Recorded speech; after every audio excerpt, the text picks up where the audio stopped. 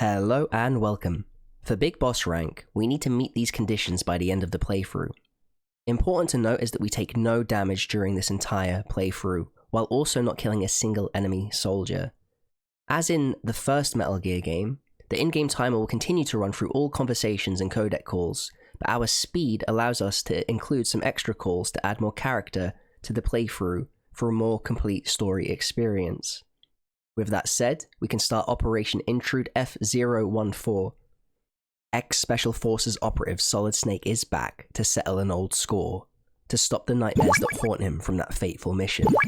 Once again, it's time to infiltrate.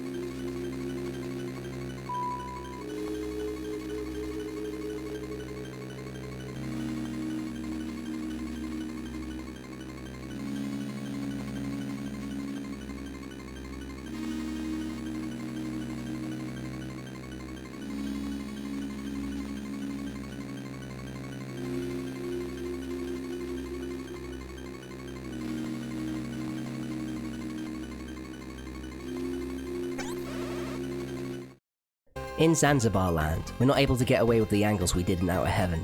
Guards have greater range of vision, and they can even turn their heads. We're given a radar to help counter this improvement, but we have to take great care of their greater line of sight. No bullet hell style of stealth this time around.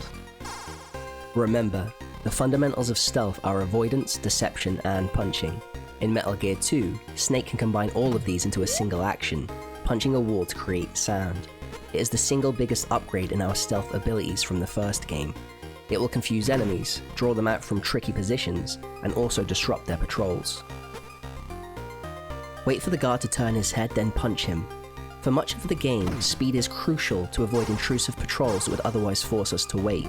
Moving fast and on time will allow us to avoid guards with moments to spare. Every second is crucial. Pick up the handgun, then we can enter the base.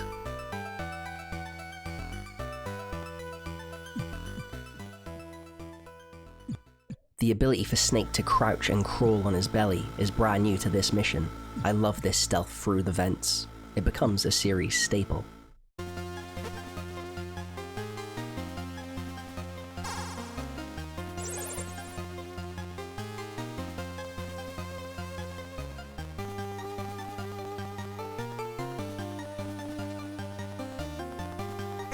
Similar to Kyle Schneider in the first game, Holly White is your go-to contact to find out where useful items are hidden around Zanzibar land and its bases.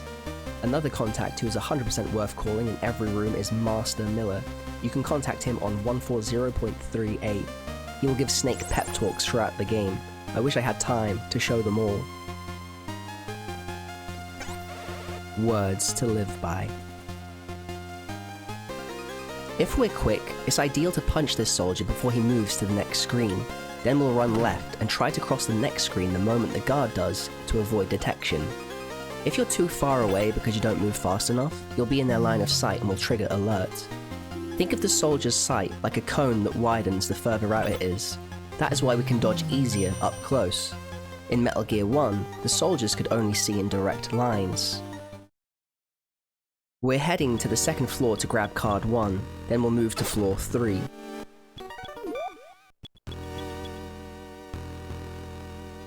The elevator has had a huge upgrade in aesthetic.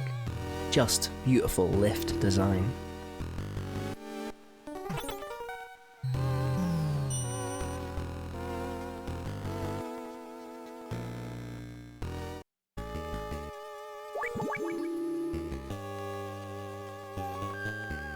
There is a room filled with gas coming up. Gas now works with an oxygen meter. Run out of oxygen and you take damage.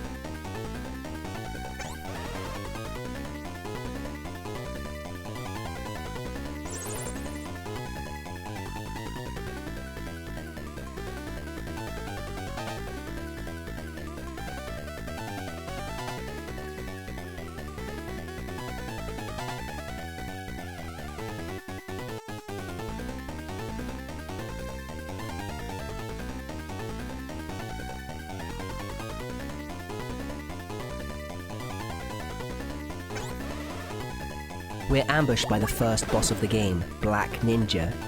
There's no special trick to this fight. Stay at the bottom of the screen if you can.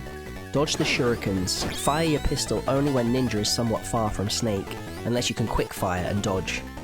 The Ninja is likely to hit you up close. Be careful of his teleport too, as if the Ninja teleports on Snake, he'll take contact damage. Patience is key with this fight.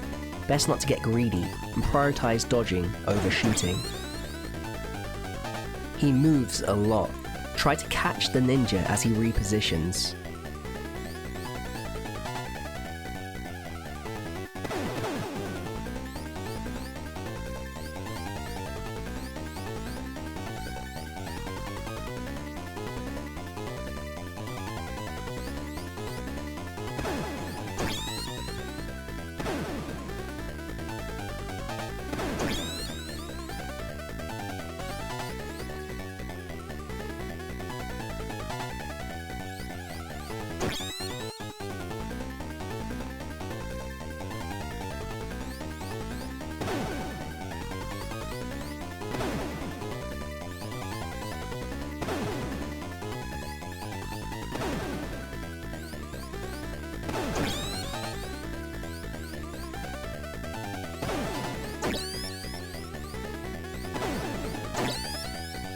After a long battle, it's game over for Black Ninja.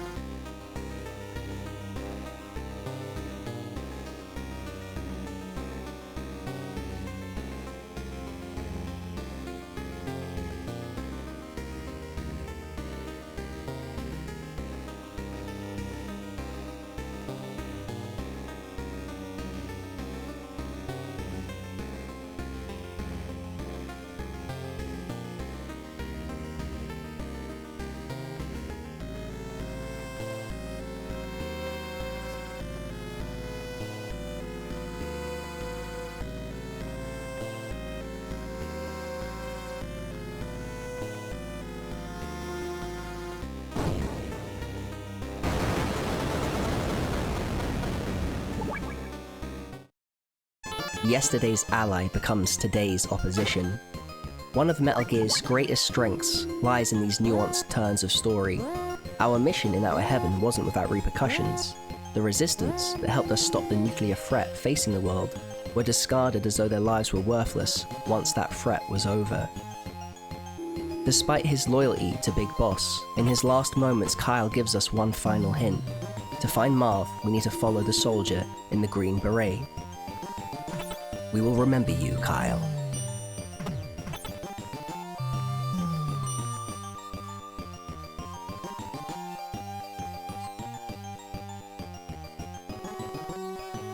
The metal grates on the floor make sound. Be careful and avoid them. Walking over this one will draw the guard's attention, and since they are on the same elevation as Snake, they will detect him. Run along past the security camera and then we'll head up, use card 2 and find our target.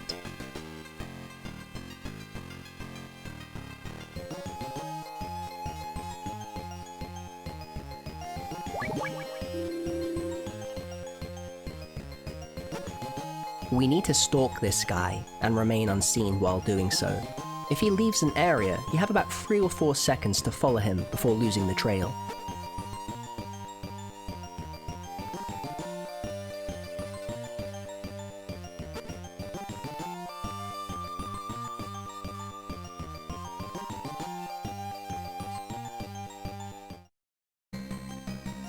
You might want to watch this section at 2 times speed.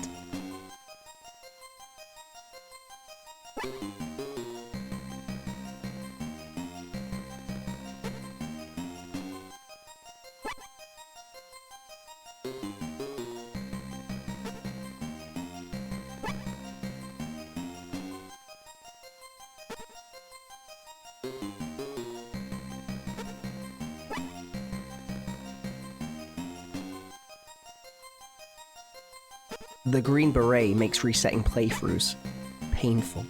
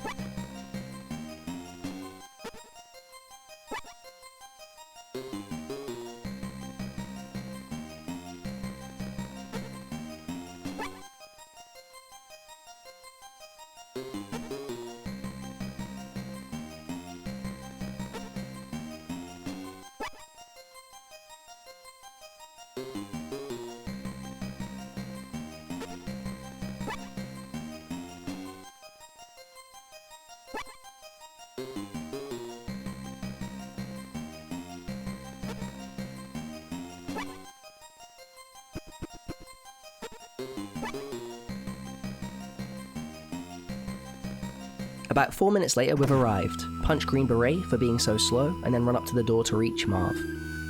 The prisoner is tapping a code. We need to use the radio to call the number he's tapping, 140.82.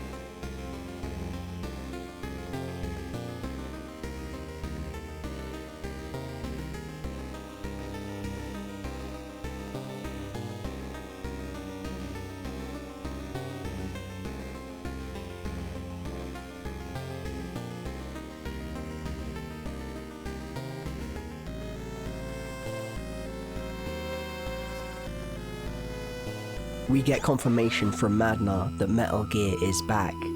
And also, Dr. Madnar is back, prisoner again. The more things change, the more they stay the same.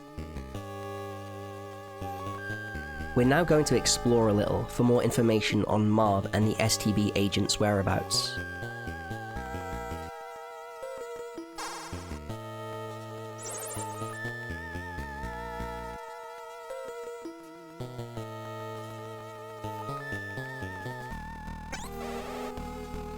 From this anonymous tip, we know we're in the middle of a minefield.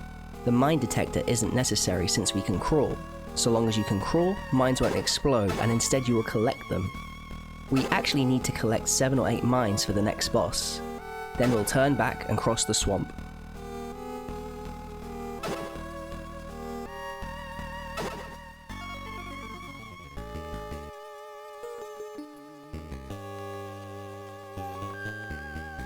There is a specific path you need to take here. Despite some practice, and even with the map I drew, it's easy to overshoot the path and fall into the sinking mud. So long as you follow the line straight, head back the way you came immediately if you fall in, Snake shouldn't sink to his death. And I am very, very glad the swamp does not deal damage. only emotional damage from falling too often.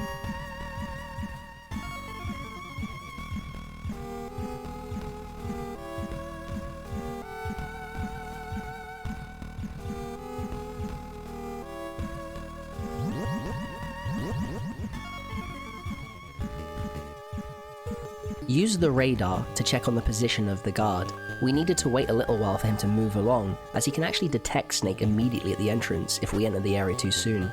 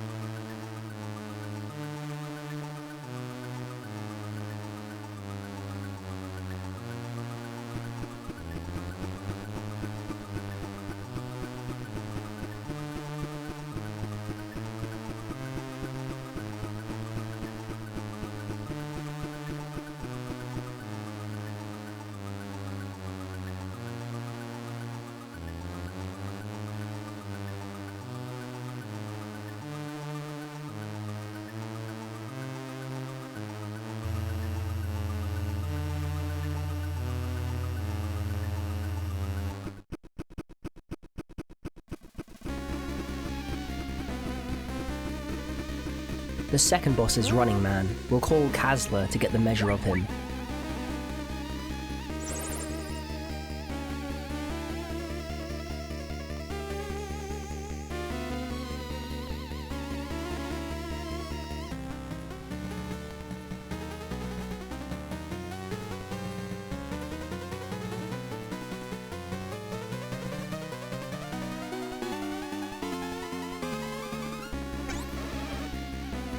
Since we can't catch Running Man, we need to set a trap of mines to stop him in his tracks. Place 4, then run back to the entrance, so Snake can catch his breath.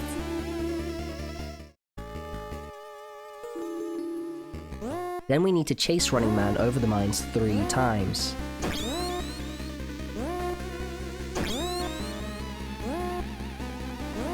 Let Snake catch his breath again, then run back in.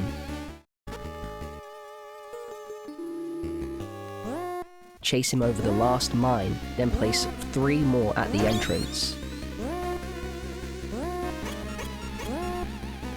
We need 1 more cycle of breath before we can finish the fight on the top side.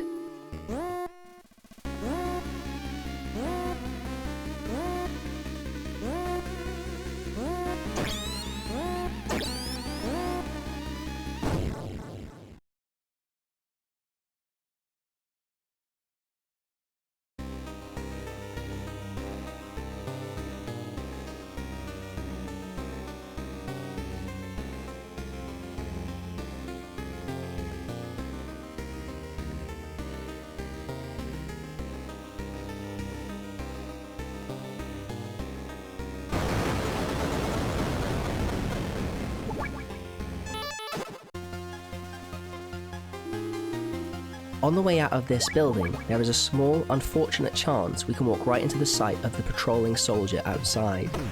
It's hard to judge the timing to know when the way is clear, so hopefully you can get past without too much trouble.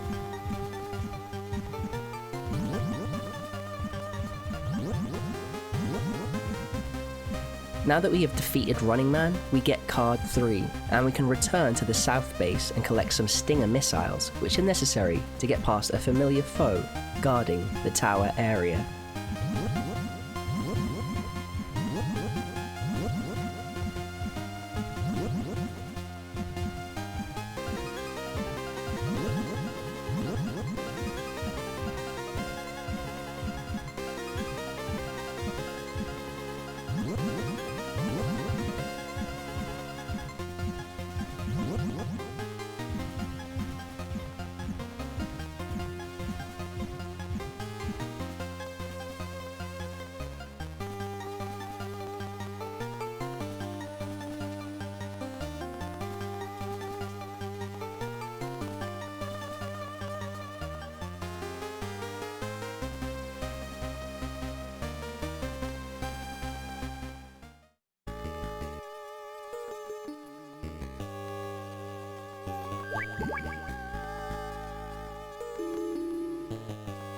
We need to crawl under the table, then punch 2 guards in the following room.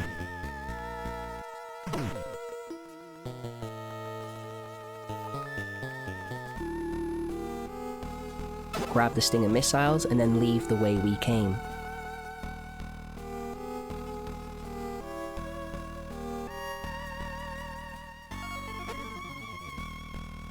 The guard railing makes it so the camera cannot see Snake while he is crawling, so there's no need to wait for it.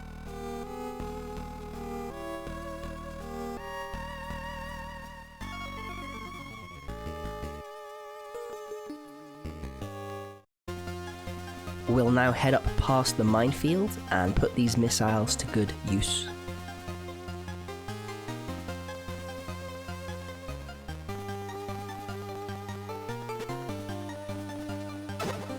Don't forget to crawl on the ground like the snake you are.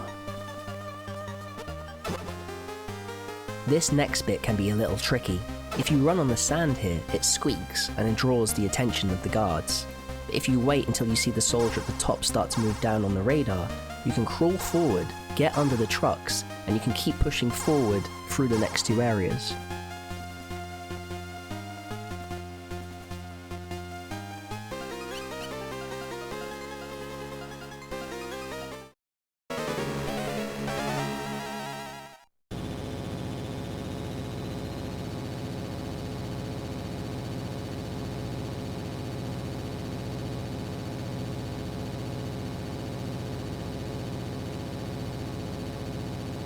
Take an immediate right to dodge the machine gun volley.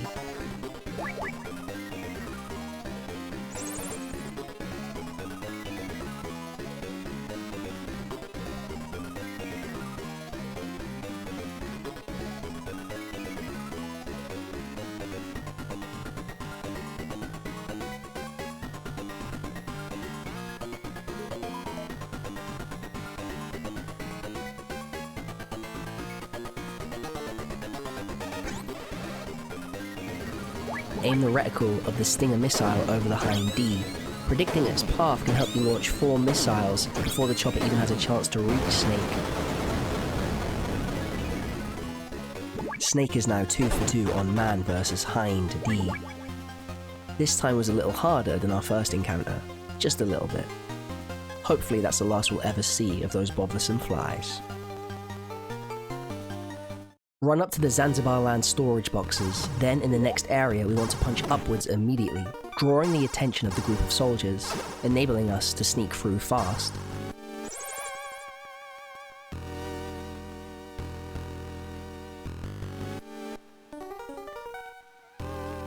The box is necessary this time. I love how Colonel Campbell knows how good Snake is with them.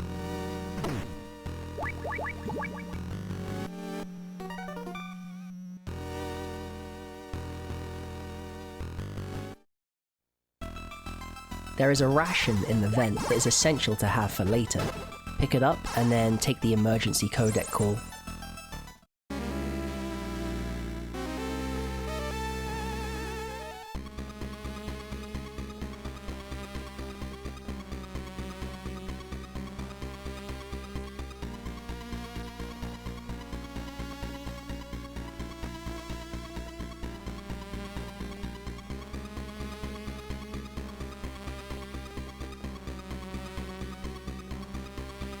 Saving Holly is the priority. Running water suggests a lower maintenance level. We need to get to the basement floor of the tower. As we run to the lift in the middle, punch the guards, and avoid the grates that make sound when you step on them. Punching the guards requires you to get quite close to them as they're constantly moving. Keep close to the walls to avoid the grates.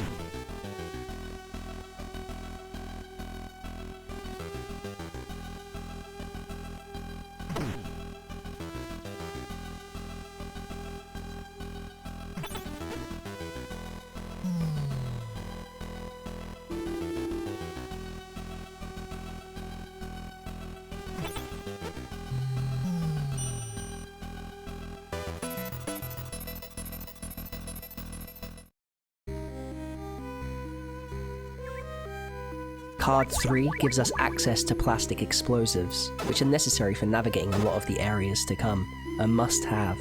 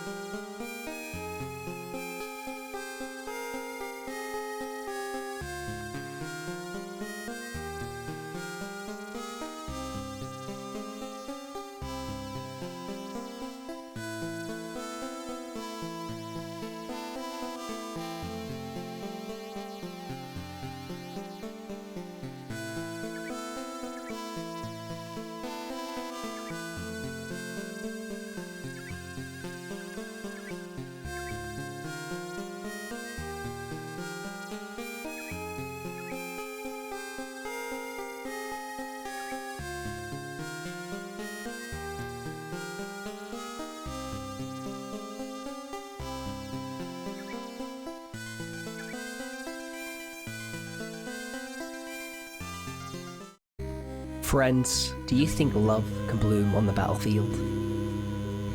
I really seriously do love the theme that plays here. It's known as Holly's theme, but it's also called Nightfall. Beautiful track. With Holly saved, we need to get to the rooftop, but before we can do that, we need to collect some grenades. We have to swim in the sewer water, and submerging ourselves fully into it makes us move extremely fast, which is necessary for us to beat the mission quickly. We are professionals after all. Just be very careful of the mines that litter the water. I actually lost recording attempts to these mines more times than I'd like to admit.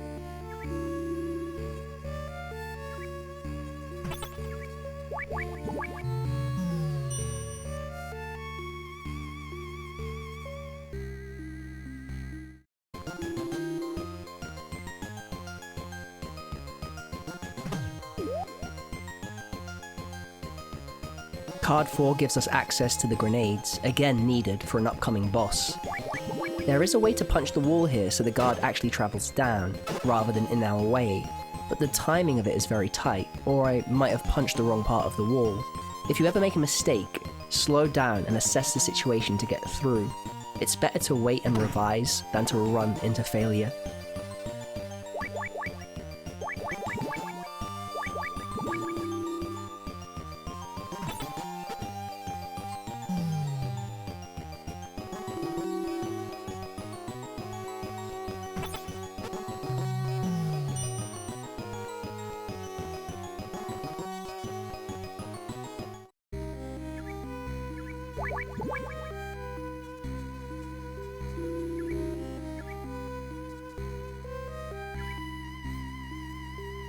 We need to head back to the lift we first rode to get here. Dive into the sewer water again, take care of the mines or of missing your stop, as if you overshoot you'll be sent down a path of unavoidable explosives, and we wouldn't want that.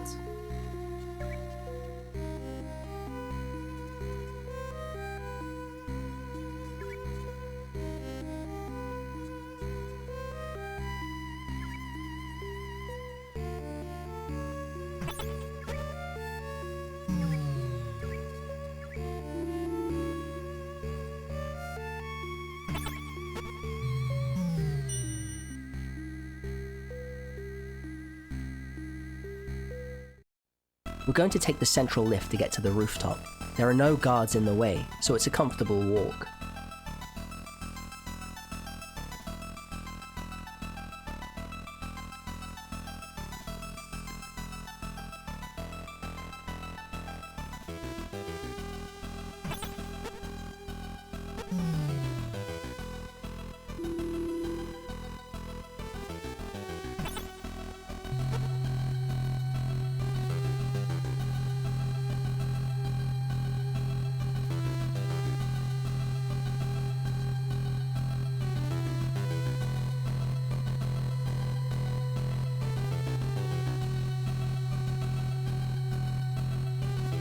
This lift truly goes all the way to the top.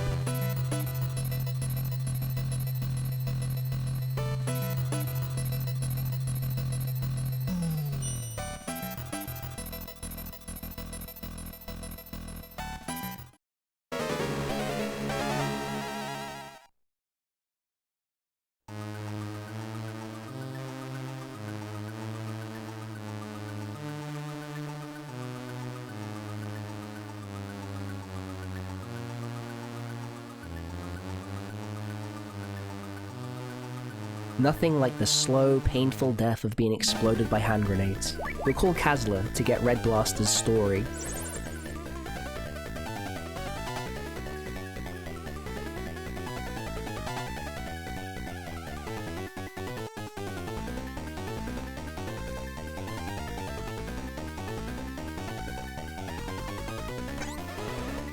We're going to fight grenade with grenade.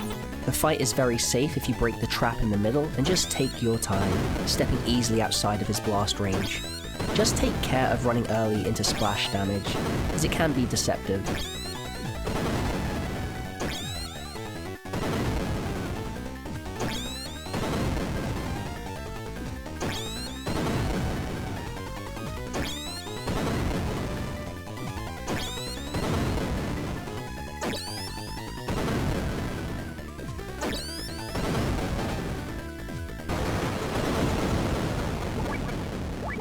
Enjoy your slow and agonizing death, Red Blaster.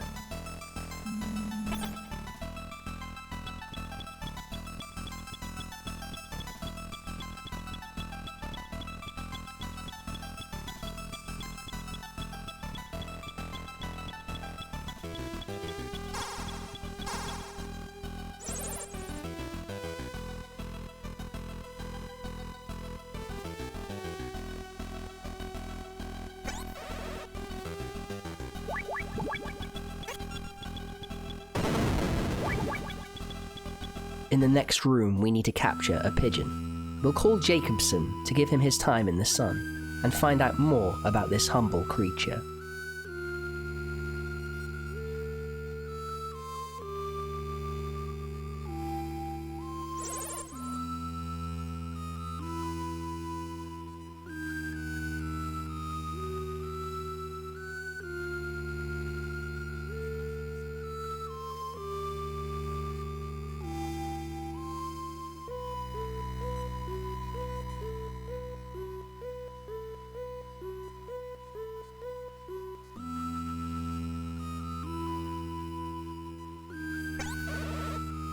I hope you picked up those B2 unit rations. If not, you've got a long trek back down to find some.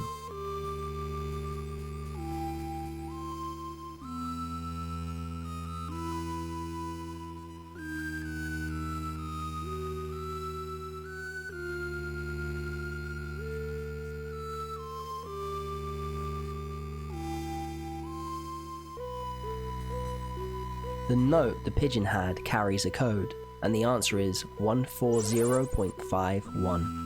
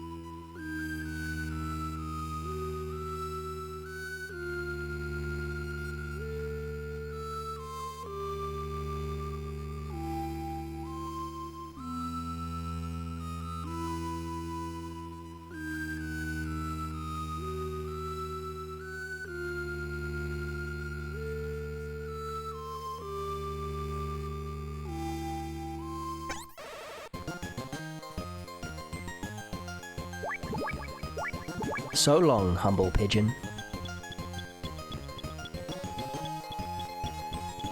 Gustava is back at the south base on the 4th floor. we need to head back down to the sewer to get there fast. Another dip isn't going to hurt us after the first 2 times.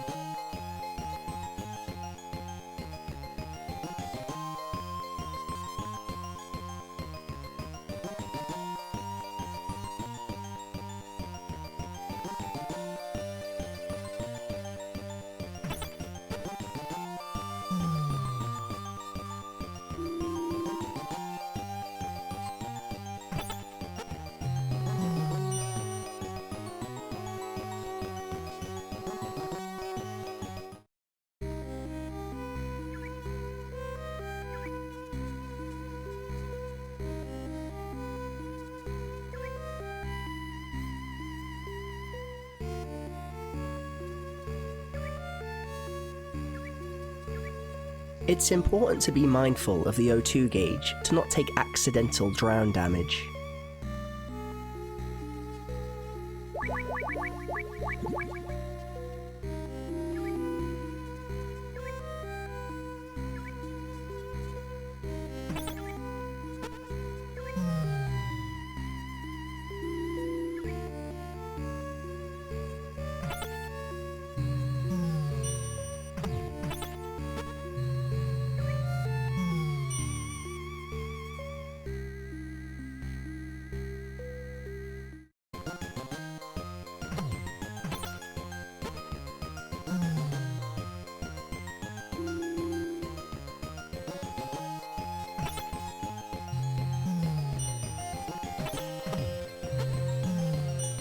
Have card 4 ready.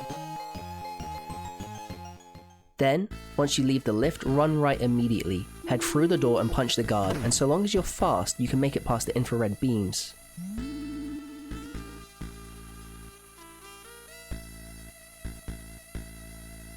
Dodge past the camera and hide by the plant pot. As the guard is about to cross the next screen, we'll run by them. Hug the left wall, then use card 1. Then later card 4 to enter the dark room.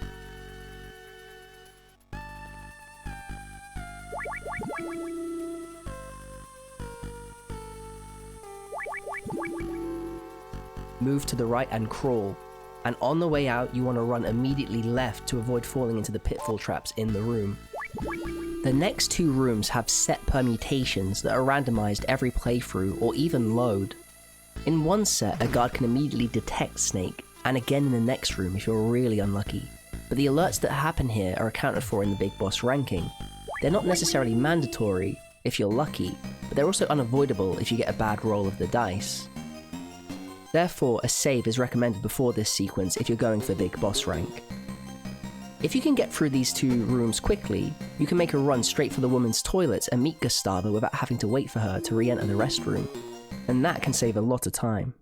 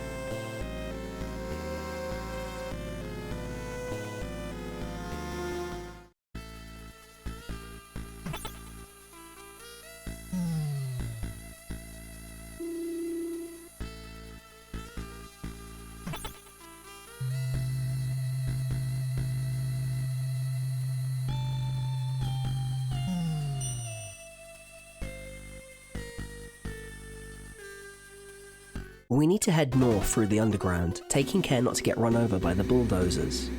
We wouldn't want to embarrass ourselves in front of Gustavo.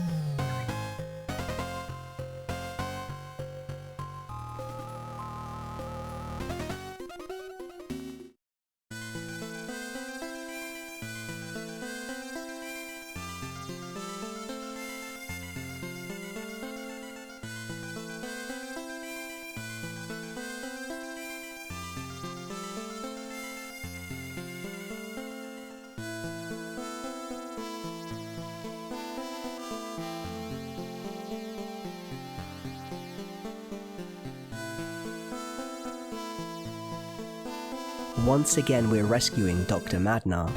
We went out of our way to save him in Outer Heaven, and we'll save him again here, though this time we have absolutely no choice but to.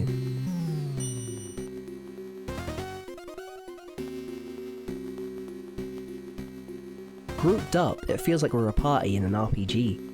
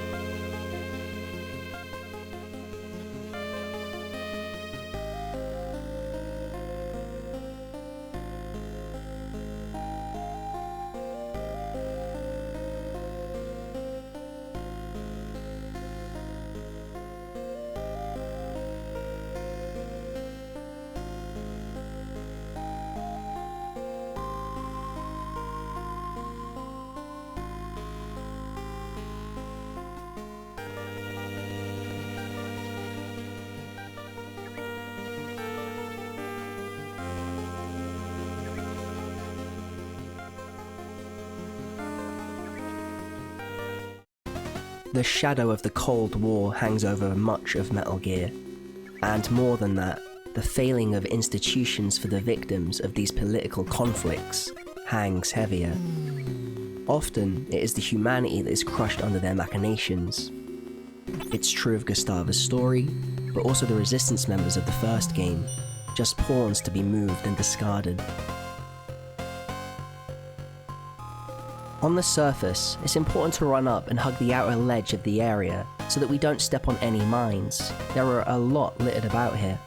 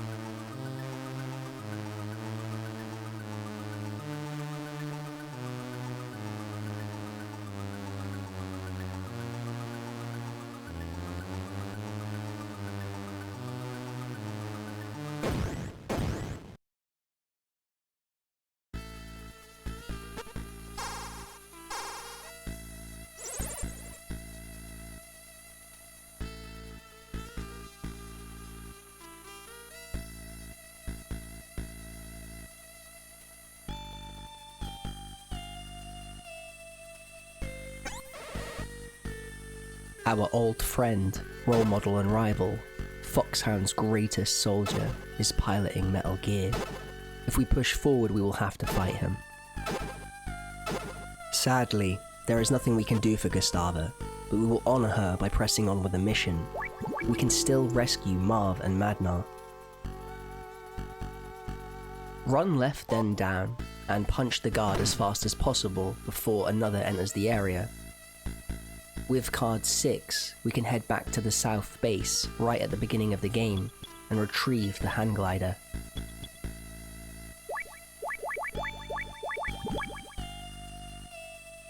Snake took on this mission to stop the nightmares he suffered from the events of the first game, but during the Outer Heaven incident, Snake managed to save everyone.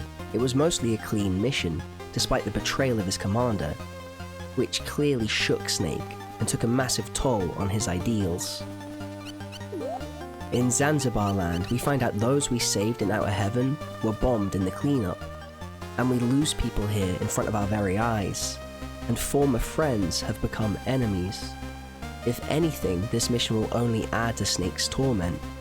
The more war, the more you put your soul at hazard. And yet, if he doesn't put himself into the action, the world faces nuclear disaster from the threat of Metal Gear.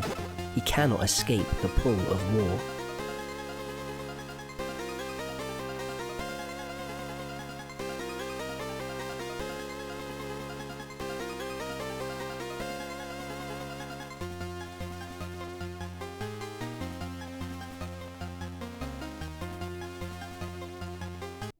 Wait a second for the Green Beret soldier to start moving down, then go punch him again for good measure.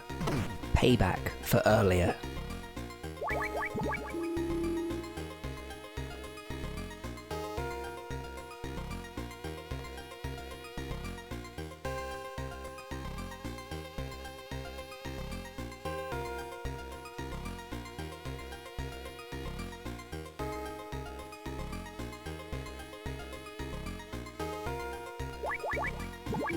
The hand glider is surrounded by fake mannequin soldiers, but the only soldier that matters is at the end on the left.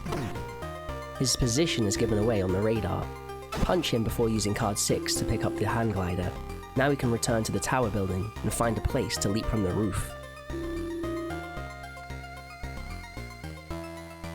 Before we head to the tower, we'll take a detour to the dining area near where we first met Gustava.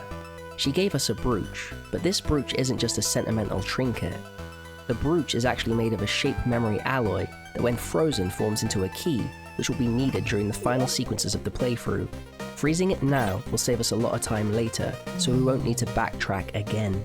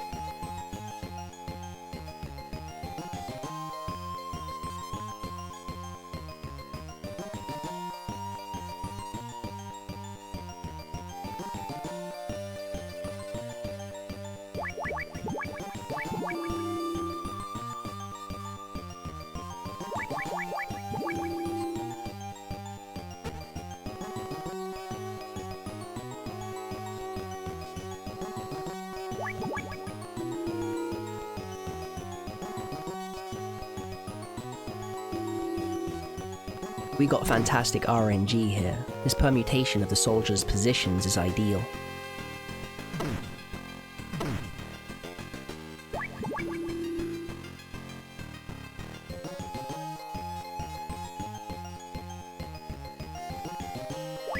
Card 1 will open the freezer. In here we take the rations, and we'll just need to wait around 8 seconds for the brooch to take the shape of the key. The transformation of the brooch is hinted through Gustava's backstory, her love of ice. I think it's really poetic. Now we'll take the secret elevator in the women's toilets and walk through the underground to get back to the tower building.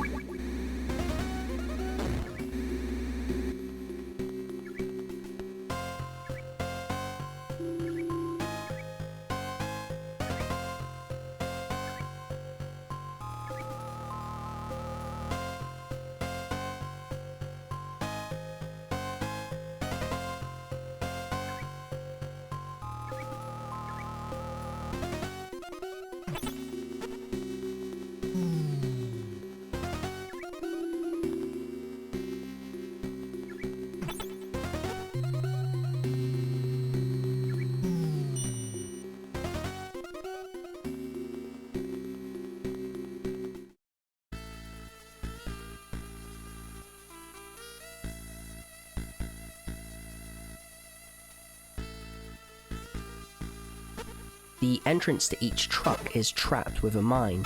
Collect the mines and loot the trucks to fill out our supplies.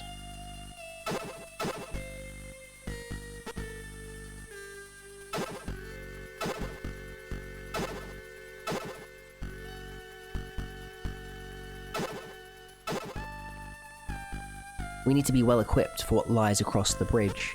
Take care of the mines on your way back to the tower entrance.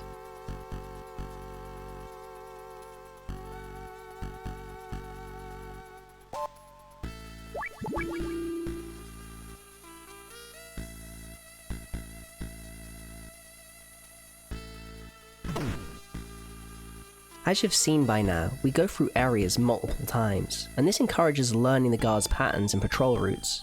By going over the area again and again, you'll really start to learn how the base works and how best to navigate it.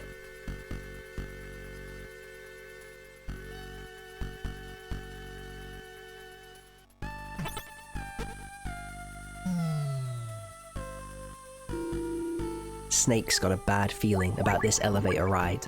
Equip the mines, then place a set of 6 either to the left or right, and a set of 6 on the bottom in the middle.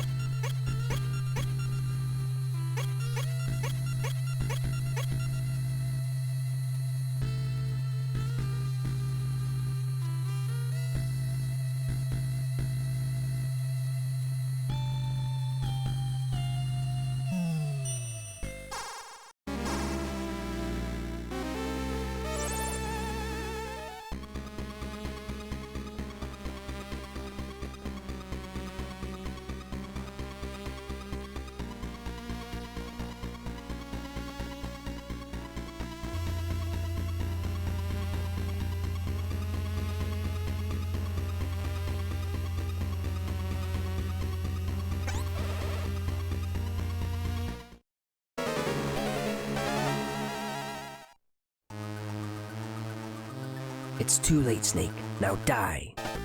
We'll call Kazla to hear more about the 4 Horsemen.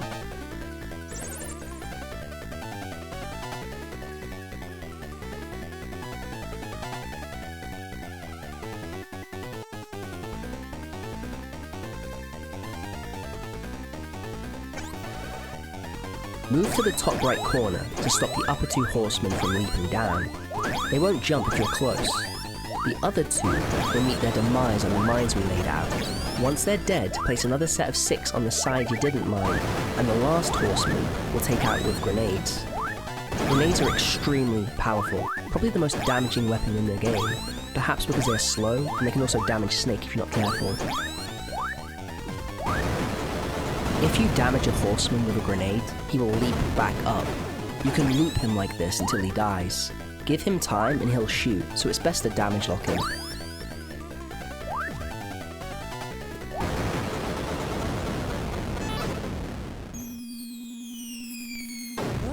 Run immediately from the lift so the guards don't descend on Snake's position, and run back through the loop to get to the outermost elevator of the tower.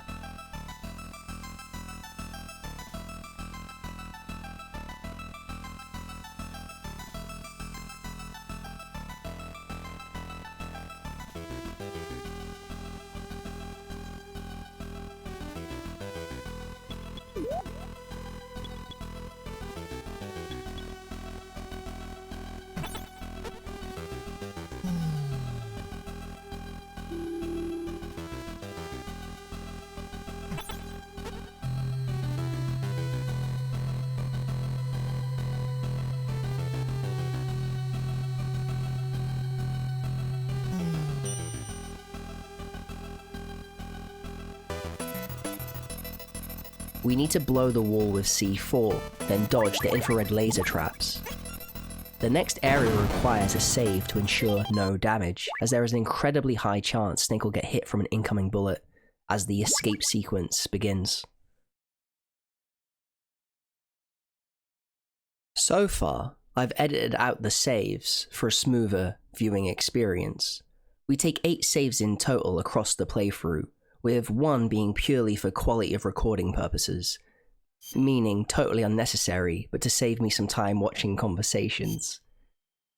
I'd argue that if you were to run this with minimal saves, this is the one you'd take, and maybe one right at the final run of the game.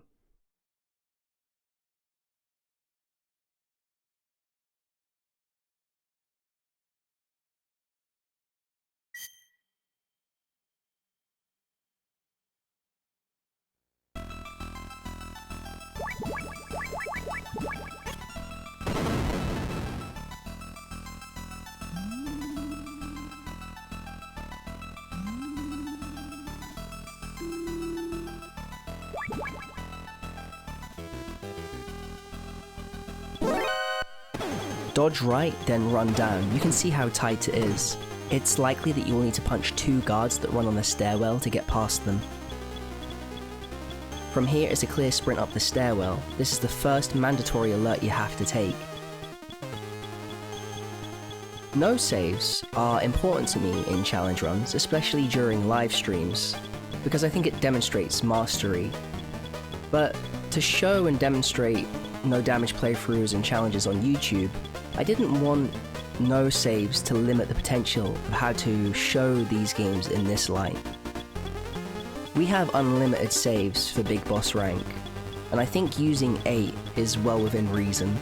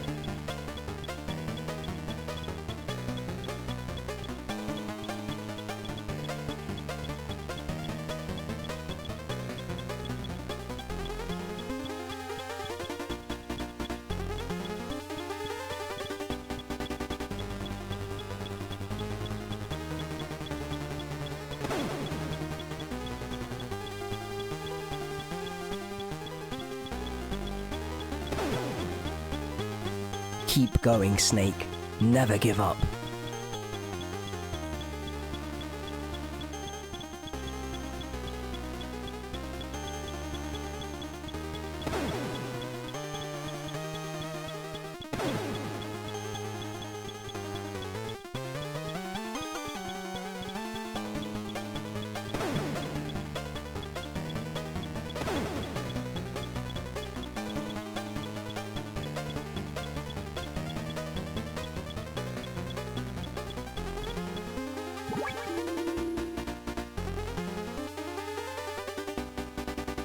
We're at the top. Run right into the trap to break it. The sand will confuse the guard. For the next trap, for some reason, if you crawl into it, you'll confuse the guard in such a way that he stays at the bottom rather than coming up to explore the sound. It makes moving up easier. We need to shadow the next guard. Once he starts to move on the radar, we can go, and then we'll reach our jump point.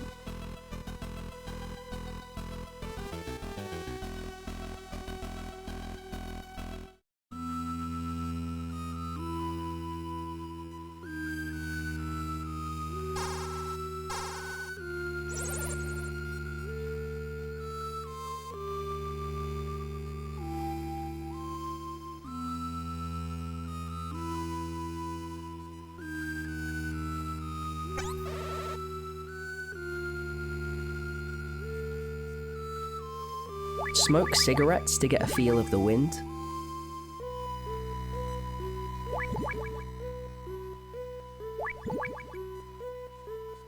Once the guard leaves, run down, equip the hand glider, and then dive.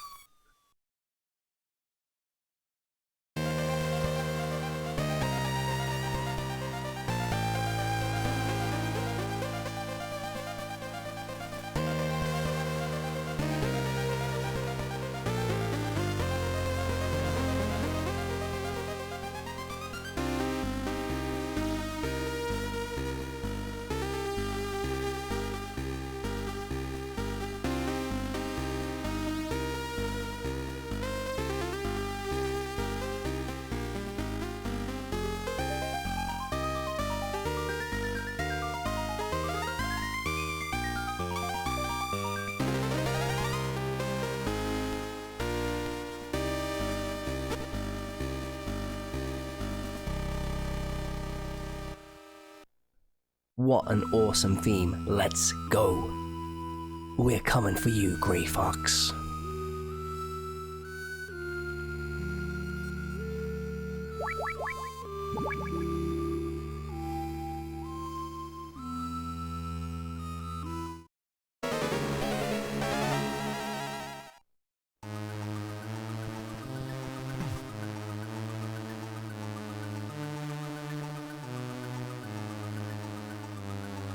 Jungle Evil hides amongst the reeds and carries his Gatling gun in total silence. We'll take cover and call Kazla to hear about his past.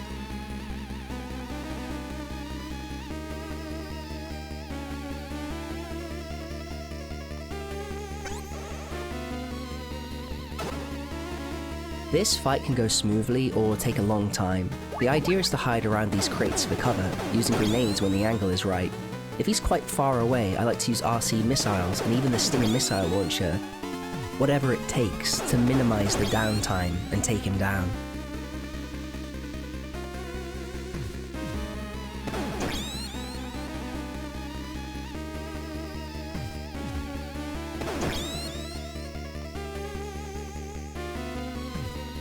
We get insanely good RNG here. What a clean fight.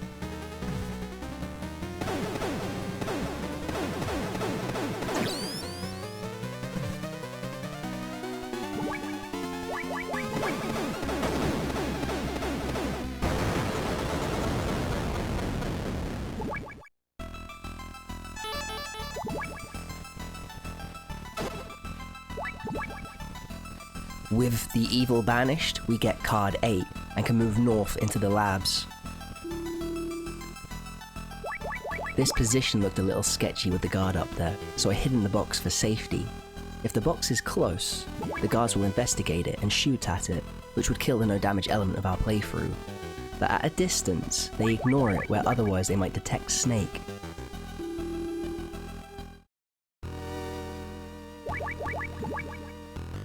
Cameras won't detect Snake in a cardboard box while it sits in place. If you move while in their line of sight, the alert will get triggered. Navigating these cameras can take a bit of patience and spatial awareness.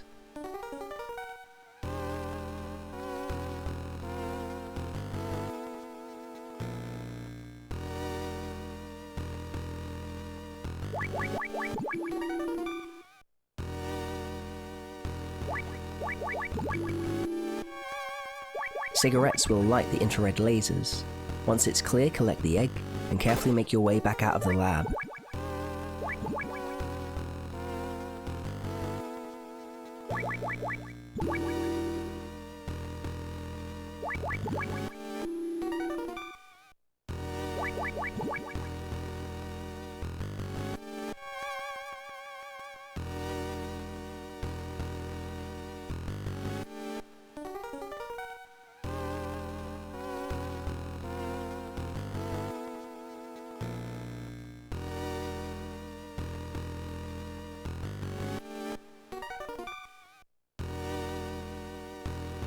This is another one of those building exits where there is a risk that you walk out blind in front of a guard's vision. If you have any tips on avoiding this outside of timing their path, I'd love to hear them.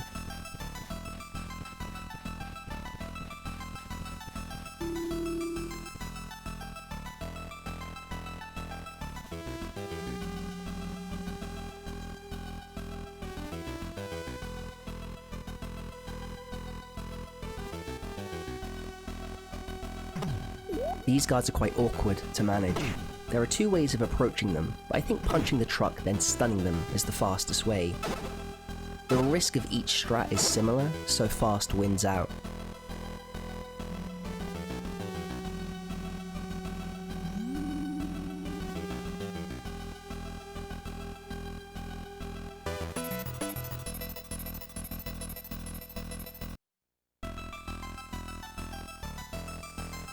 Walk around the outer wall and collect the ration. We'll need these soon to neutralize pools of acid.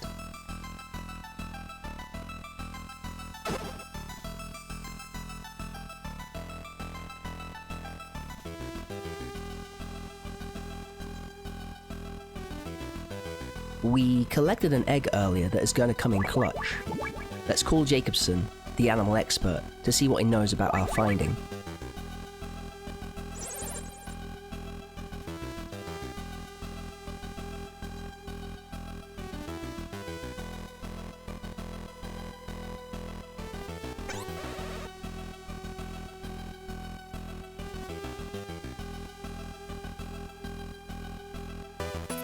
It's starting to hatch. It's an owl. What should we call it? Let's ask Jacobson.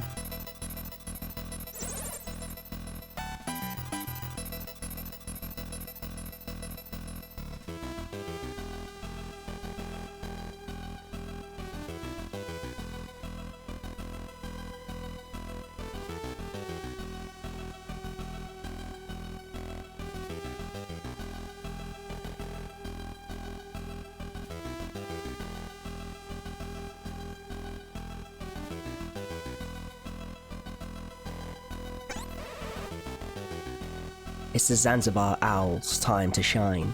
He's gonna help us deactivate the fence. You got this, Owlsworth. Any time now. You can do it!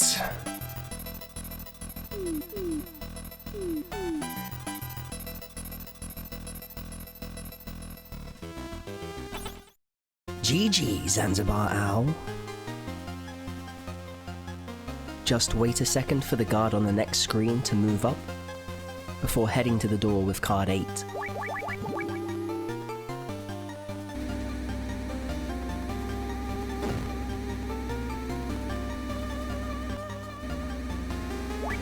Card 1 opens the next door.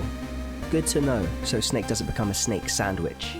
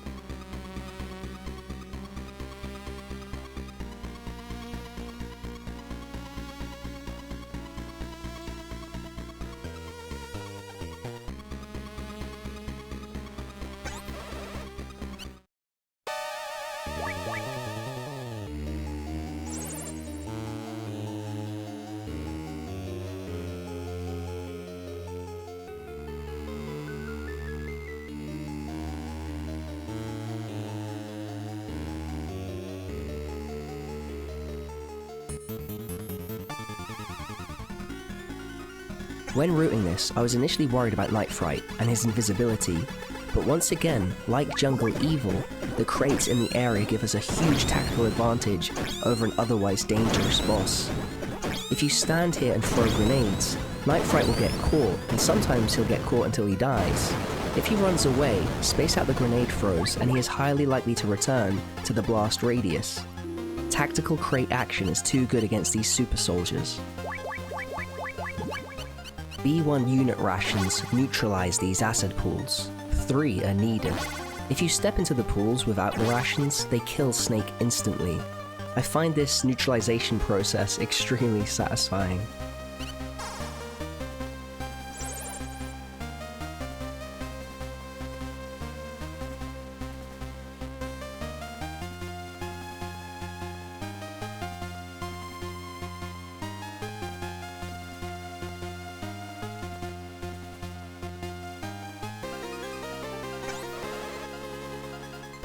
With the pools of acid gone, if you leave and re-enter the corridor, you get another tip from our #1 fan, telling us where to locate the final card key, card 9. Head back to where we fought Jungle Evil. Card 9 is in the top right corner of the area. This is our last jaunt through Zanzibar land before the finale.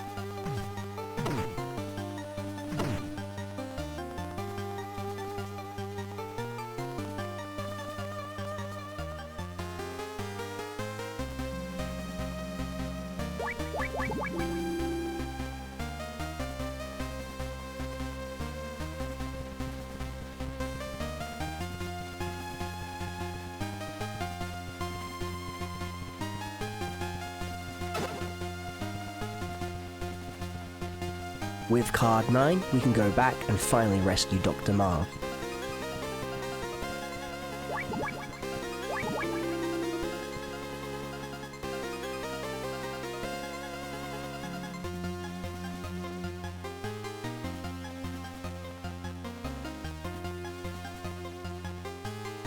Punch the truck to lure the guards.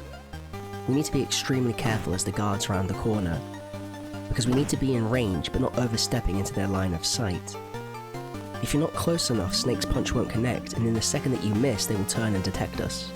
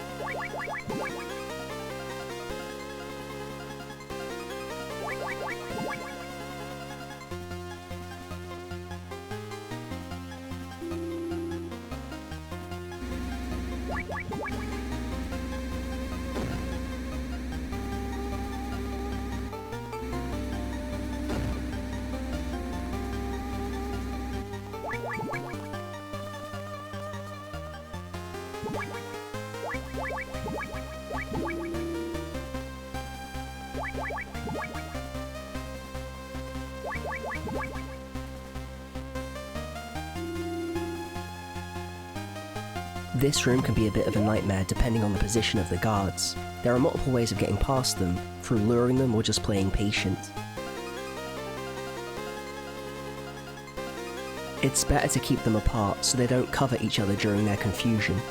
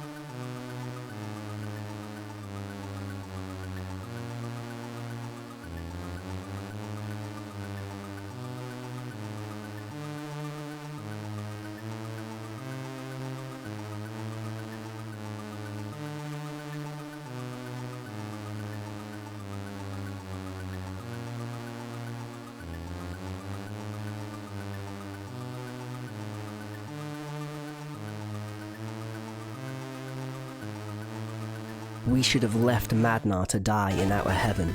The Mad Doctor chokes us out, and the only way to throw him off is to plant 7 mines, turn our back, and let them do their work.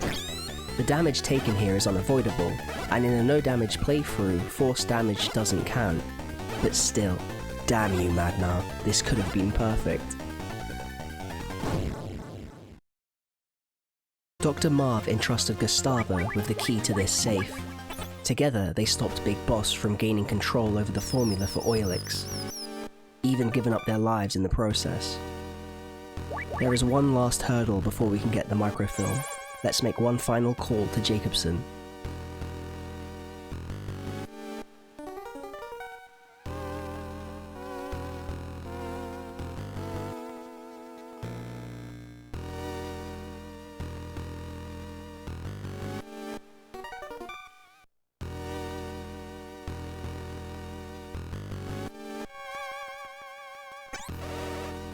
Farewell, Jacobson. Enjoy the pizza. Load the Zanzibar rats out with the cheese and the B3 ration, then we'll take them out with a pistol. Be careful as their bite will one-shot Snake. It's nothing personal, rattos.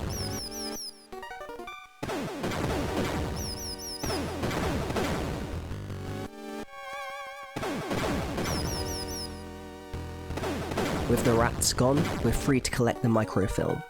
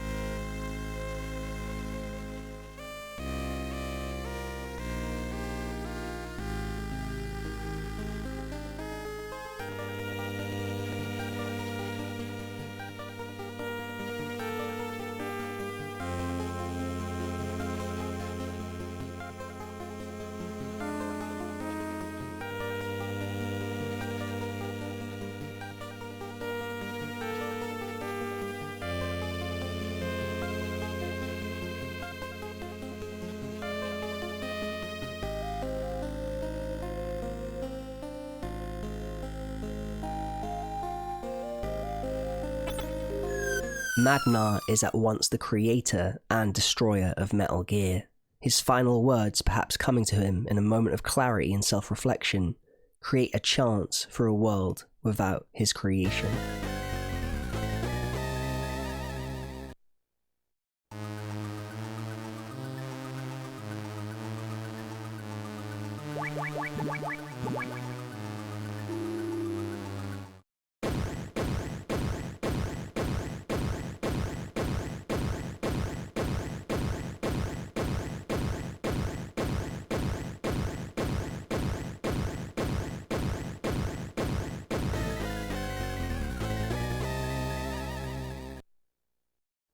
Metal Gear D is much improved over its predecessor.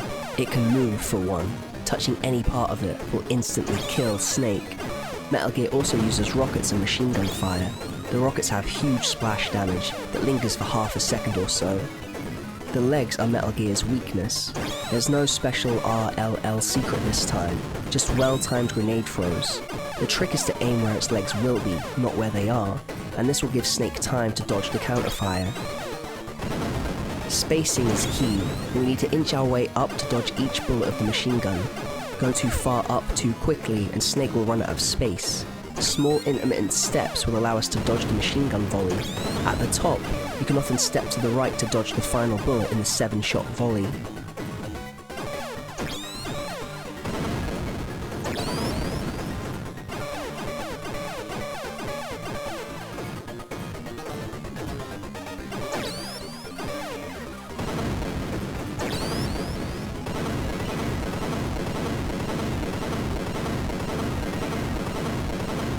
Metal Gear D.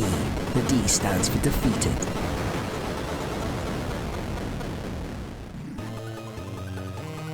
Our gear is on fire. The burn ticks down in another display of forced damage. Throw everything out. I guess the owl flew off on its own. The hardest fight in the series so far is about to go down.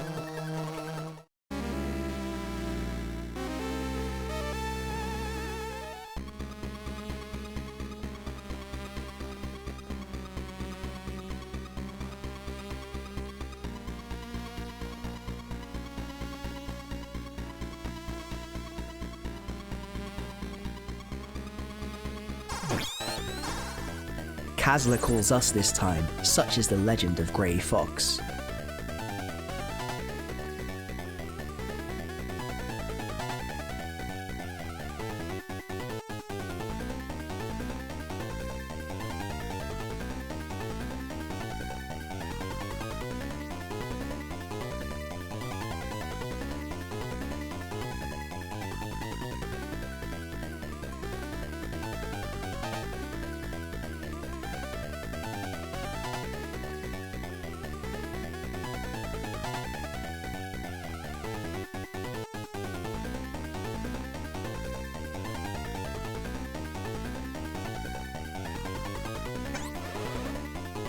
Grey Fox moves fast. His movement is telegraphed yet unpredictable, meaning he'll find angles to punch Snake that give us little room for error.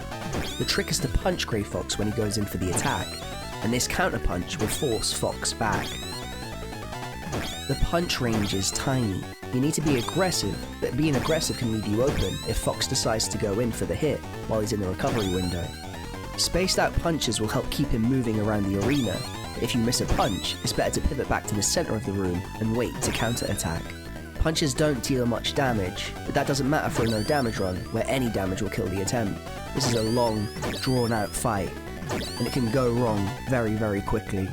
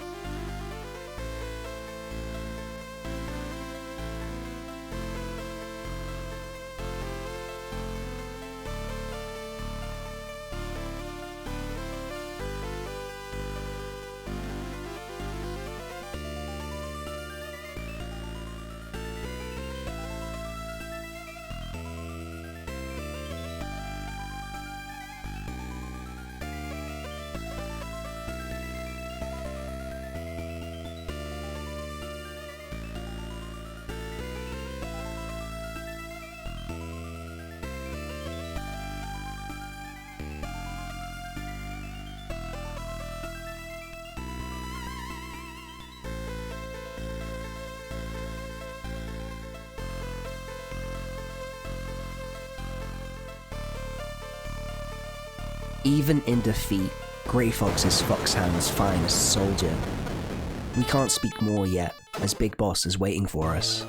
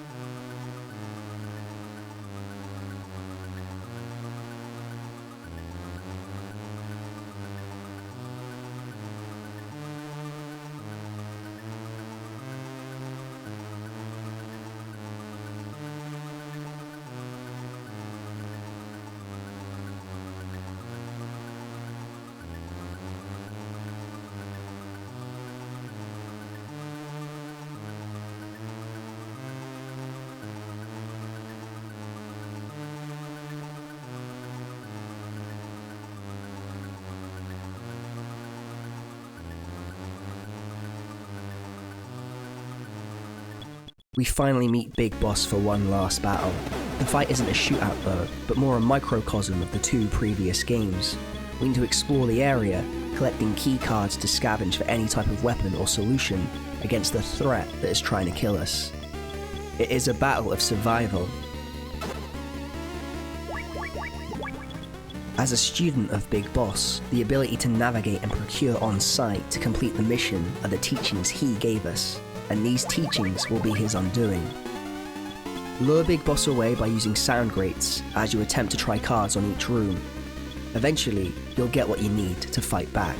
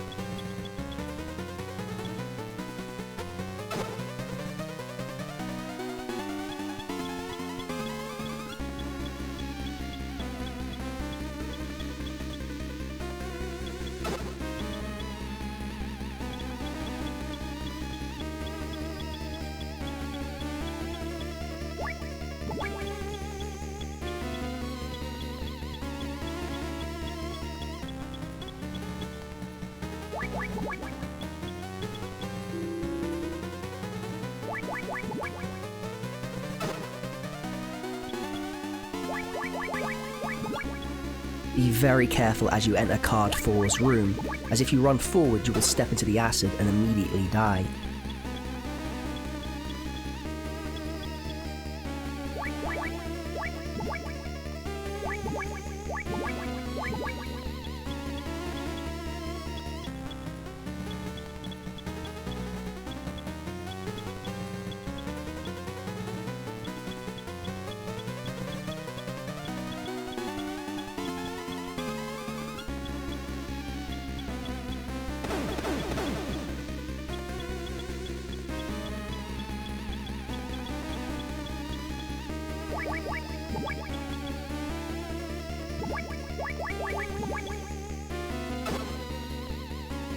I was nervous for this fight as I chose not to save between Metal Gear D, Grey Fox and Big Boss, so that I could master the fights in a row. This meant that I took Big Boss very carefully after taking down Fox. I really did not want to reset.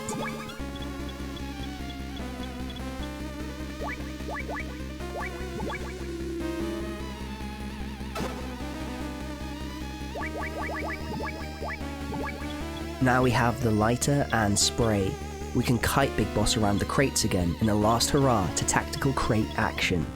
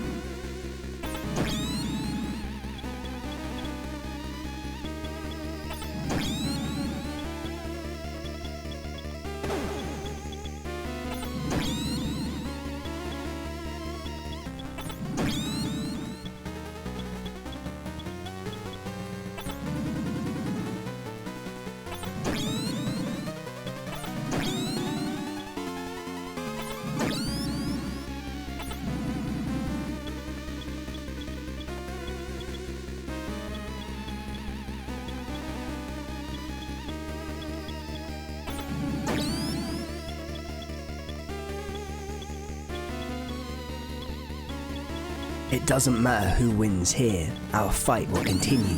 The loser will be liberated from the battlefield, and the winner will remain. And the survivor will live out the rest of his days as a soldier. What an incredibly cold and badass line. Goodbye, Big Boss.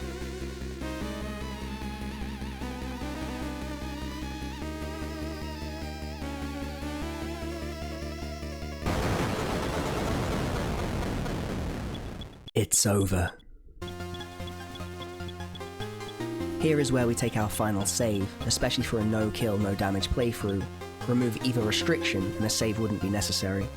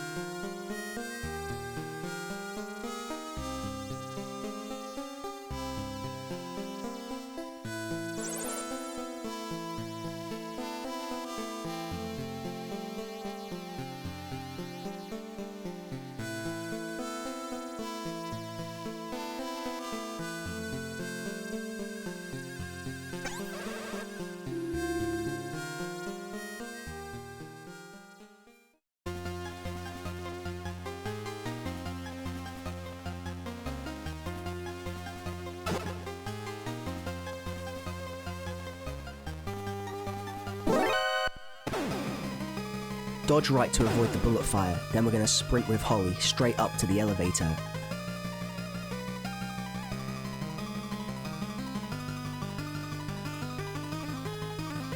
Call it and then head down, punch the guard that comes through the corridor, then punch again to stun the second guard. The third we need to dodge, as if you punch a guard 3 times they will die. Often it's safe to make it to the elevator. I'm punching here to psych myself up. We'll be doing a lot of punching to get through this final hellish sequence. Sprint right immediately before the guards step into the area, then run up through the jungle.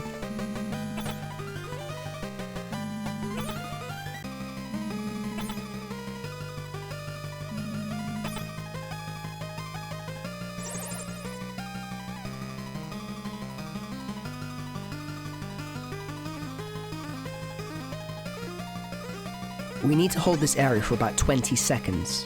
After that, the guards stop spawning in after killing them. But we won't be killing them. We need to stun juggle them instead. So after an even longer period of time, the guards will leave the area one at a time, as though they've given up, which enables us to beat the game without killing any soldiers.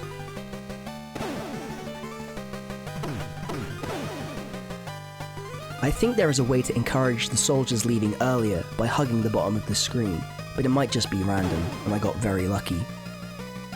It's something I noticed by playing this section for hours.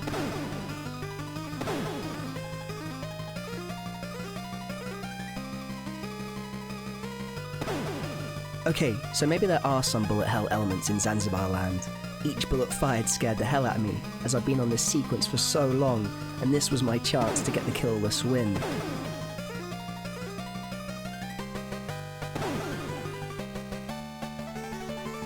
I'm trying to keep as far away from the final guard as possible. I don't want to take contact damage from missing a punch or getting shot up close.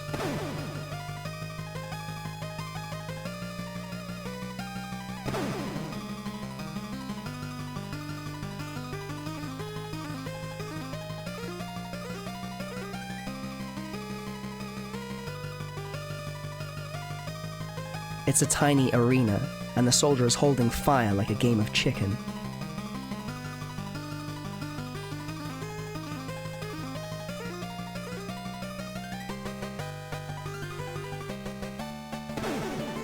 We came so close to losing here. Nearly took contact damage as well.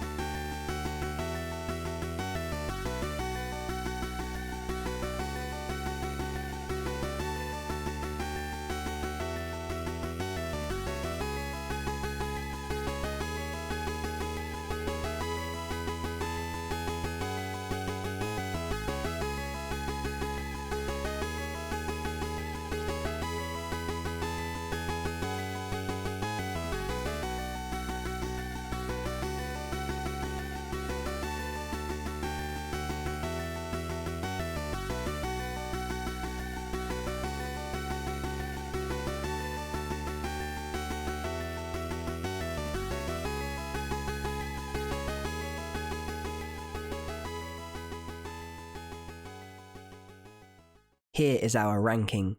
1 hour, 42 minutes and 53 seconds playtime, 8 saves, I'll put their exact areas in the channel description, no continues, 2 mandatory alerts, no humans killed, no rations used, no special items, and no damage taken across the entire playthrough. I'm not sure if anyone has taken out this game before, with both no damage and no human kills. I'm really proud I could solve both challenges at once, and get another kill-less run for Metal Gear 1 and 2. Big boss rank achieved. So ends another turn of the gear, and another awesome game. I think this one is an underrated masterpiece in the series. The charm that is so loved within Metal Gear Solid is all here. As for closing story comments, I think it's worth noting that the repeating cycle of Metal Gear's nature can be fully seen in this sequel. Metal Gear was rebuilt, and Big Boss returned. More so, his ideology is revealed in this game. Constant war, taking the victims of war and raising them to become soldiers on the battlefield. A never-ending machine of violence where soldiers are home on the battlefield. Gears in a war machine that rolls on without end. Grey Fox and Gustava are victims to this violence. Fox in his conflict balanced loyalty to Big Boss, the man who took him in, with supporting Snake, the man who would both kill Fox himself and Big Boss. I suppose Fox does this in the hope of ending the cycle of violence, destroying the world Big Boss envisioned, and Solid Snake sees that wish through. For now. Well, I think it's best I wrap it up here, friends. I hope you enjoyed this playthrough of Metal Gear 2. That ends the Metal Gear series on the MSX. Take care, stay safe, and thank you for watching.